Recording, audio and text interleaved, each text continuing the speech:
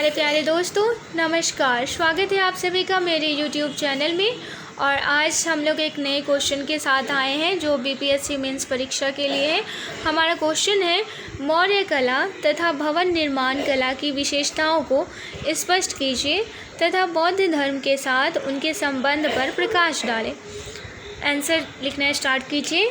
कला किसी संस्कृति की मूलभूत पहचान के साथ ही मानवीय जनजीवन की सृजनात्मक अभिव्यक्ति है।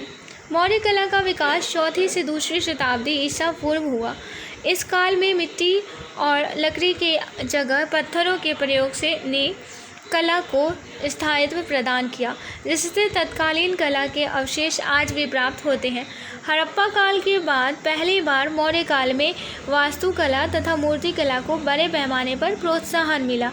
मौर्य शासकों ने वास्तुकला की प्रगति में महत्वपूर्ण योगदान दिया। मौर्य कला की विशेषताओं को विशेषज्ञों ने दो भागों में बांटा है, राजकीय कला यानी कि स्थापत्य कला, लोक कला यानी कि मूर्ति कला। राजकीय कला या फिर स्थापत्य कला के कितने चार पार्ट हैं, इसको देख लेते हैं। राजप्रासाद, स्तंभ, स्तूप और गुहा विहार। राजकीय कला का यह स्वरूप तत्कालीन राजाओं के प्रश्रय में विकसित हुआ। इसके अंतर्गत हम निम्न कलाओं को देखते हैं। राजप्रासाद, इसका निर्माण चंद्रगुप्त द्वारा पाटलिपुत्र के कुम्हरार में कराया गया था। सम्राट अशोक ने भी इसका निर्माण कराया तथा इसका प्रयोग सभा भवन के रूप में किया। यूनानी यात्री एरिथन ने अपने विवरण में इसकी भव्यता का वर्णन करते हुए कहा, चंद्रगुप्त मौर्य के राजप्रासाद की भव्यता का मुकाबला सूसा एवं एक बना स्थित राजमहल भी नहीं कर सकते। राजप्रासाद 80 स्तंभों पर टिका एक सभा भवन था, जिसकी छत एवं फर्श लकड़ी निर्मित थी। मौर्यकालीन स्थापत्य कला का ये सर्वोत्कृष्ट उदाहरण है स्तंभ, जो अशोक द्वारा मुख्यतः धर्म के प्रचार हेतु भारतीय उपमहाद्वीप के चारों ओर स्थापित करवाए गए थे। ये दो प्रकार है, लिपिबद्ध स्तंभ है दिल्ली मेरठ और दिल्ली टोपरा में, और सादा स्तंभ है बशार और रामपुर पर स्थित। यहाँ पे स्तंभ का चित्र दिया गया है, पशुमृत चौकी कंठ और फिर है अभावमुखी कमल। आगे देख सकते हैं इसमें आप क्या है, तना स्तंभ का मुख्य भाग खुले मैदान में स्थापित ये स्तंभ रहते थे।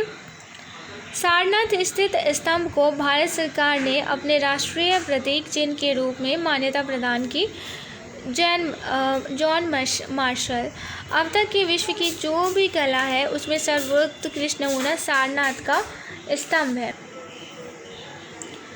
स्तूप, यहाँ पे स्तंभ को दिखाया गया है। स्तंभ के कितने क्या क्या पार्ट हैं, धम्म है, संघ है, धार्मिका, पुष्प, अवध, मेदी, फत, चबूतरा, तोरण। आप लोग स्तंभ को बनाने की भी कोशिश किया कीजिएगा। नंबर 3 में है स्तूप।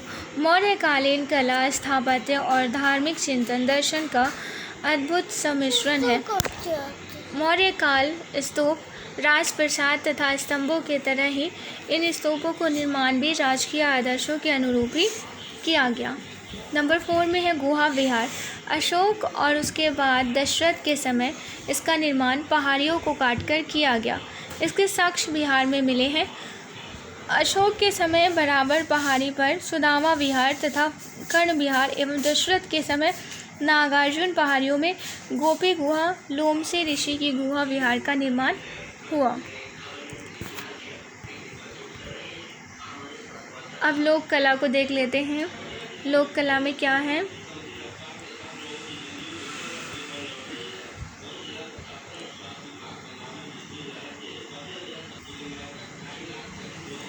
लोक कला, इसके अंतर्गत तत्कालीन क्षेत्रीय कलाकारों ने राजकीय प्रश्रय से अलग हटकर कला का विकास किया। इसके अंतर्गत मूर्तियों का निर्माण, सादे स्तंभों का निर्माण, बुहत से जुड़े प्रतीक चिन्ह, यक्ष यक्षिणी की मूर्तियों का निर्माण प्रमुख है।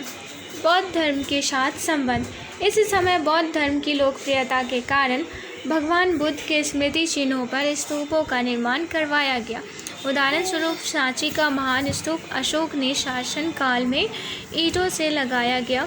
इन स्तूपों में शांति, विश्व बंधुत्व तथा बौद्ध आदर्शों के तत्व केंद्रीय विषय वस्तु के रूप में मिलते हैं। बौद्ध धर्म अपनाने के बाद अशोक ने उनके आदर्शों का प्रचार प्रसार भारत के बाहर भी करवाया।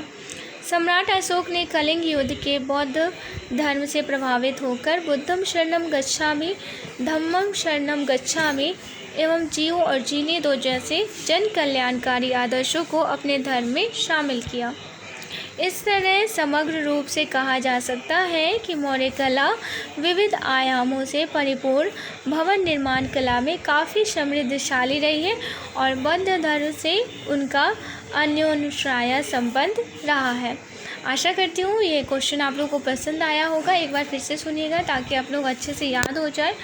आज के लिए बस इतना ही। धन्यवाद।